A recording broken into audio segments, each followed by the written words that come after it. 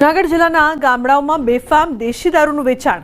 કેશોદના ભાત સિમરોલીમાં મહિલા સરપંચના દેશી દારૂના અડ્ડા પર દરોડા।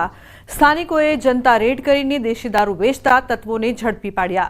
મહિલા સરપંચ સહિત ગ્રામજનોએ દેશી દારૂ પર જનતા રેડ કરી દેશી દારૂના ધંધાર્થીઓ પાસેથી પોલીસ હપ્તા લેતા હોવાના પણ આક્ષેપ કરવામાં આવ્યા છે। ગામમાં દારૂ ઉપર પ્રતિબંધ લાવવા ગ્રામ પંચાયતે પોલીસને અનેક વખત રજૂઆત કરી છે।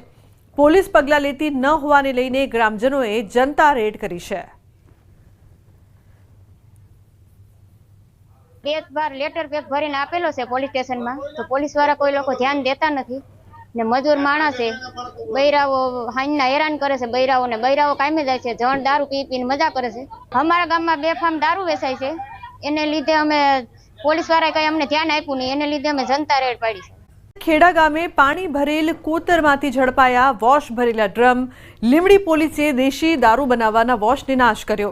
જુદી જુદી જગ્યાએ સંતાડેલા મહીડા તથા ગોળનો દેશી દારૂ બનાવવા માટેના વોશના ડ્રમ ઝડપાયા છે। 50 લીટરના 80 થી 90 જેટલા ડ્રમ વોશના બિનવારસી હાલતમાં મળી આવ્યા છે। આ વોશનો નાશ કરાયો છે। લીંબડી પોલીસ દ્વારા વોશ ભરેલા ડ્રમનો નાશ કરી આગળની કાર્યવાહી હાથ ધરાઈ છે।